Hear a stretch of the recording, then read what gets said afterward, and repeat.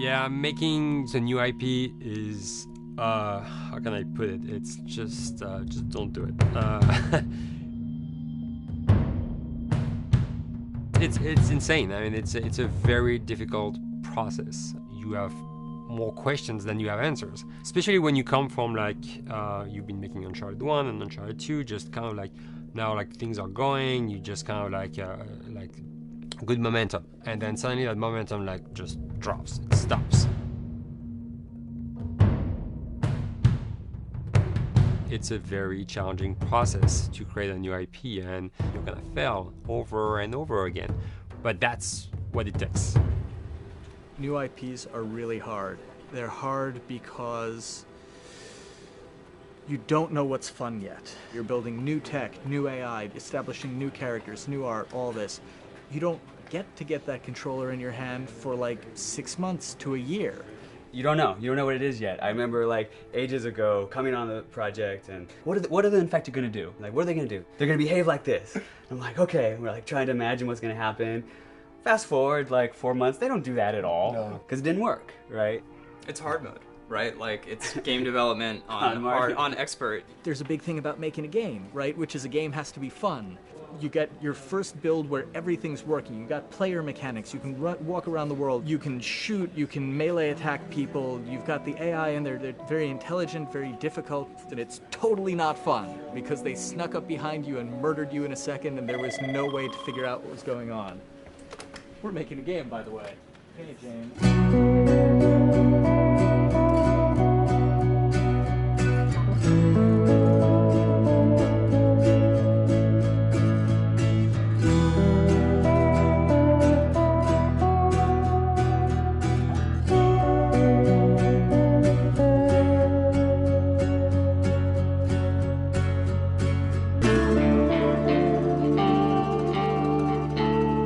The company has grown quite a bit since I started. I think I was the 12th employee or something back when we got started, but we've tried to stay true to those smaller studio roots. I've been here for 16 years. There's just no reason to leave. I just like the environment here. It's very non-corporate. I think the way we work on Naughty Dog is kind of special because we don't really like hierarchy or bureaucracy, and no one is really just a manager here. Naughty Dog has a very flat structure. We pretty much all report to the co-presidents and the game directors. I always tell people when we hire them, just like, my job is going to be able to trust you, and that's what I want. I want just to give you something and you go with it, and I know it's going to get done. We believe in iteration, we believe in collaboration, and we believe in the people making the game working directly with each other.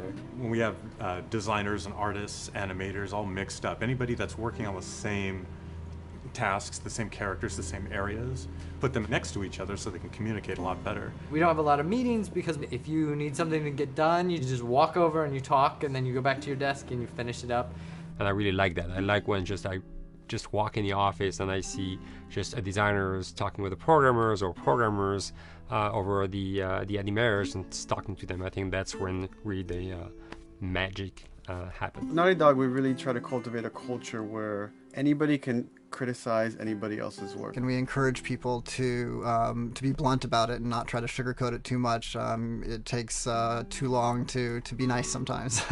It's not personal. It's based on more like how can we make a better game. We want everybody to have a voice. We want to cut out all the bullshit if we can, making sure that people are making decisions not based on ego, but what is going to benefit the game. When you see that people trust your opinion and that they value it, it's such a great feeling. You really feel like you're working as a team on a collaborative effort. We want to sort of remember where we came from and you know why we were successful then and try to continue that success now. We make games. That's what we like to do. Back when Uncharted 2 wrapped up and we decided that we were going to build the second team and create a new project, we kicked around a lot of ideas. One of the very earliest ideas was to go back to Jak and Daxter. It's really near and dear to us. We really love those characters in that universe, and we think that there are some interesting stories still to be told there. We started to realize that it was not going to do justice to the franchise that the fans had fallen in love with. It would be shifting it so far in a new direction that we felt that effort would be more justified in developing a new IP. Neil and Bruce came to Christoph and I and said they wanted to do a post-apocalyptic game. I think the core essence of what they wanted to do, though, was to try to tell a story about two people and how their relationship evolved over the course of the entire game. That potential, oh wow, there is something very special about that game. This is going to be polished. Like, you're not sure if it's gonna work or not, and you have doubts. And like, should we be doing a game like that? Should we be doing a first-person shooter? Whatever. Like, you ask yourselves all those questions. And the creative director and the game director are the core of the team that have to really see eye to eye. That's why you have that balance between like Bruce and Neil, and Neil's gonna try to push just the story and the characters, and Bruce is going to try to push that with just the gameplay as well. And so it's kind of like those guys are just trying always to find the right balance between the two. It's a very delicate process. We feel that the interactive medium has an untapped potential to touch the feelings of the player. You have that connectivity, the fact that I'm actually in the world and participating in what's happening on the screen in front of me gives us some sort of advantage to make you feel connected with what's actually happening. At Naughty Dog, that's what we're trying to do, is pair story and gameplay together. If we can make you feel like you're actually with these characters on that journey, and you're invested in those stories and those characters, then you're feeling, in theory, the same thing that they're feeling. As the story evolved and took different shapes and different forms, the thing that was always there was Joel and Ellie. And because of that, everything kind of grew out of that relationship.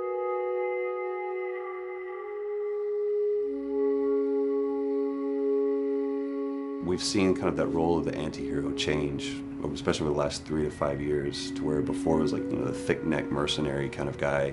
For this game specifically, for this story, we needed something new.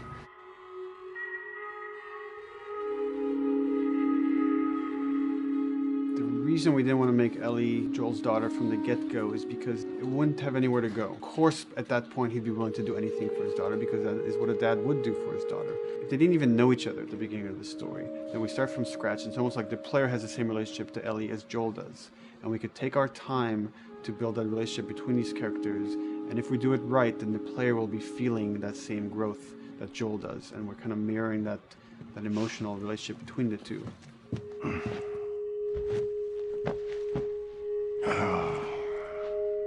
What are you doing? Killing time.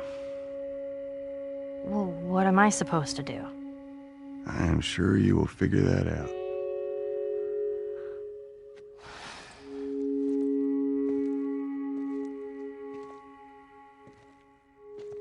Your watch is broken. It's exciting that Neil wrote something like this, where he's like, I don't want to make the stereotypical characters. I want to make real people in this crazy situation and these forced to make decisions that are really tough. Like, what would we be like in those situations? I mean, we weren't consciously trying to pick male or female for characters. You just try to pick characters and just be honest with who they are. It almost doesn't matter, right? Joel's daughter could have been Joel's son. Ellie could have been a boy, and Joel might have been Tess. You could have swapped those roles, and I think the story would have still worked. The focus on female strength, it's so unique. You get to see what's so powerful about a woman through all of these female characters, which makes this game wonderful and unique. There's a crew of Fireflies that'll meet you at the Capitol building. That's not exactly close. You're capable. You hand her off, come back, the weapons are yours. Double what Robert sold me. Speaking of which, where are they? Back in our camp. We're not smuggling shit until I see them. I want Joel to watch over her. Whoa, I don't think that's Bullshit, the I'm not best Ellie. idea. him. How do you know them? I do think having a strong female character, especially like Ellie, is so rare in video games. And as a gamer, and more specifically a female gamer, it's frustrating to me because I'll see sort of the stereotypical female character where she's amazingly beautiful and huge boobs, and she's there to be either the love interest or just because they're like, well, we need to throw a chick in here. We've seen the strong woman or we've seen the weak woman. We haven't necessarily seen the empowered woman from this kind of standpoint. And there's that beautiful scene where Joel finds her inside the house and she's reading through this girl's journal going, is this really what they used to worry about? What shirt do I wear and what boy am I gonna go out with? You know, and to be met with those first world problems that we deal with every day and go, how trivial is all of this? I think it's gonna resonate a lot, not just with, you know, a female audience, but with a male audience as well. The thing that was intriguing to me after the fact is knowing that we're kind of creating a female action hero in a way, and this is her origin story with Ellie. To sort of be such a strong female character that is completely normal looking, regular t-shirt and jeans, and she's 14 and she is still a total badass, is really exciting to be a part of that.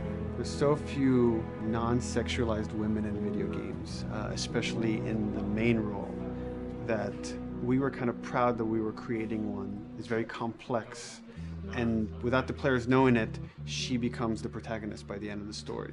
And that's why she's in the front of the box, and that's why we've been promoting the two of them together so much. Who's there? It is a dual protagonist game, and yeah, I guess I get nervous to think about it in that way.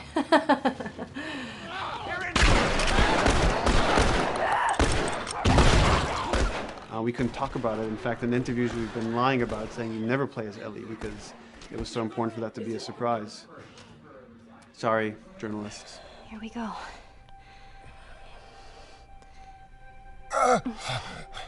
Sorry. Hold on. That's it. The tone of the game was set pretty early on that we knew that we wanted to make a really grounded story. We knew that we wanted to make the player feel the sense of tension and dread and go through the same emotional roller coaster that Joel and Ellie were going through. One of the things we kind of struggled with is to say, well, if we want to really ground this world and make it so like realistic, maybe we shouldn't have anything that could be perceived as a monster. Maybe like by just having an infection that just killed people, and it's all about humans and how they deal with this post-apocalyptic society and how different people decide to survive. Maybe that would be enough. And what we realize is because we're making an action game, a lot of the storytelling happens on the joystick. And once we remove the infected, it's like all of a sudden now we can't tell the story through gameplay of what happened to the world. And that's where we kind of went back and kind of brought the infected back in, because it lets you see, once you're fighting them, the threat that people had to deal with that otherwise would just be very cerebral and people could talk about it, but you couldn't necessarily experience it yourself. In a novel that might work, in a game for us, in a specifically an action game, it didn't work. And from there, when we start kicking around those ideas, and we're just like, what would be cool just to play? The early inception for it really came from a BBC video we saw called Planet Earth, where they were talking about a cordyceps fungus. This cordyceps fungus gets inside of the brain and controls these ants, and mandibles start chomping, they grow up to higher areas, cordyceps fungus sprouts out, and then it germinates. And essentially uses them to spread its infection and take over whole colonies, sometimes wiping them out. As soon as we saw it, we were intrigued by the idea of what if it jumped to humans?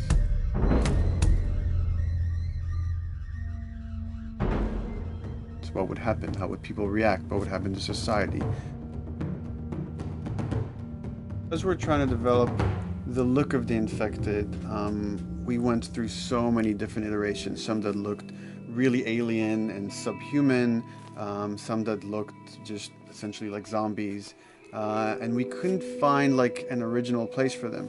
But one of our artists just did this kind of photo mashup where he took a bunch of images of diseases or images of fungal overgrowth, and he kind of mashed it all together and he threw it on this person. It was a very iterative process, making sure that the fungus felt properly integrated, like it was part of the body, growing out of the body. And not just fungus growing in the head, but it's tearing the face apart, cleft down the middle, this gaping maw of a mouth with the crooked teeth. And it's in great agony as its humanity and its brain is still somewhat functioning. Maybe you still have some human cognitive abilities or thought process back here. This isn't some decaying corpse on the ground. This is a living thing that's going to be coming after you in the world. The fungus is always the focal point. So you can see from a distance, oh, this guy's infected. I can tell straight away. In fungus, they have these beautiful saturated colors, and we really like that conscious of this something so horrific that it's going to like stop at nothing. It's relentless force of death, and yet elements of it are beautiful. It's not just about gore. It's not just about everything about it being scary, because to us it's actually scarier when things on it are somewhat benign or somewhat beautiful. It was evident that we were onto something that was quite a bit different and something that we hadn't really seen before, which was eerily human but very disturbing. And it seemed so creepy and so unique that right away we gravitated towards it, and it's like, this is our base infected, everything should kind of come out of this look.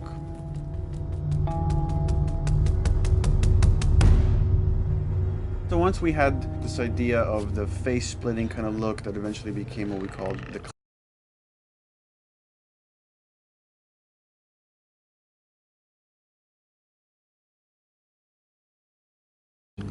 We went to great lengths to create a full biological cycle for these things. So in the early stages, you don't actually see too many signs of the fungus surfacing out of the skin. It's kind of underneath it, like people have lumps starting to show. The eyes will be kind of cloudy or lopsided because the fungus kind of originates inside the head. That moves into the next phase, which is the clicking phase. And if they mess with the eyes, we end up saying, well, how do they get around? Oh, echolocation. And they use a form of echolocation to track down their enemies.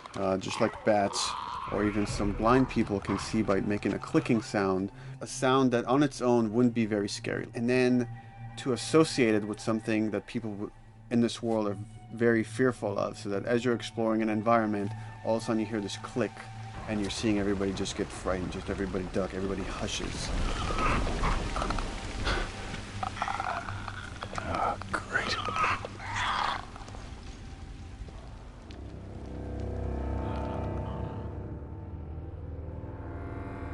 The bloater is the most severe of the stages.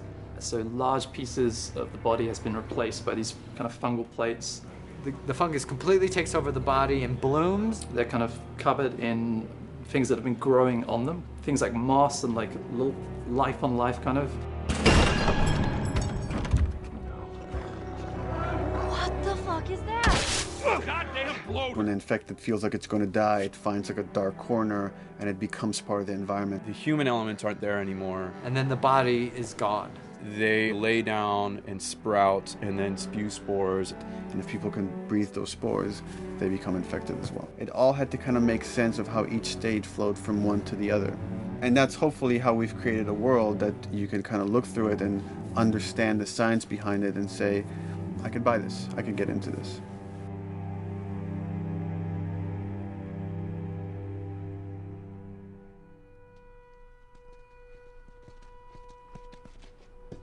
Mandatory evacuation. Evacuate to where? What do you think? Quarantine zone. See, some places got a heads up before the infection showed up. Most didn't. Over the course of Joel and Ellie's journey through this game across America, you find all these different societies, all these different enclaves, and you get to see how do they deal with the infected. without the manifestation of this infection, you can't have these people making those interesting choices.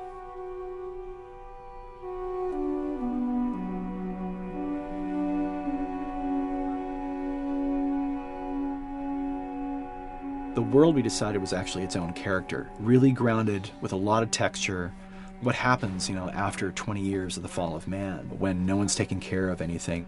This book called The World Without Us describes in detail how much fighting on a day-to-day basis we have to do to keep nature back. And once you stop doing that, how quickly nature can reclaim that. As they talk about New York and how every day they pump water out of the subway system. That system breaks down within 2 days, a whole city is flooded. And once water gets introduced, then structures collapse pretty quickly. Trees will sprout, and wind will carry those seeds over, and gutters get clogged, and then when it rains, water fills up, and then pretty soon you have vegetation growing over there, and once you have vegetation, concrete breaks pretty easily for when there's a tree and roots breaking through that. Even some of the stuff we did on Uncharted, exploration of how temples were ruined, what if you took those ideas and put them in Pittsburgh or Boston? And obviously right when that happened, you can imagine that being pretty terrible to look at. But you think about 20 years later, and with rainwater filling up those sinkholes and then those becoming like little marshes with lily pads in them. We had this wonderful piece of concept art we developed really early on, and there are all of these wild animals that have escaped from a zoo and over the past 20 years have bred, and now they have herds roaming these cities. And that's something that tells you that life goes on and this world is worth saving.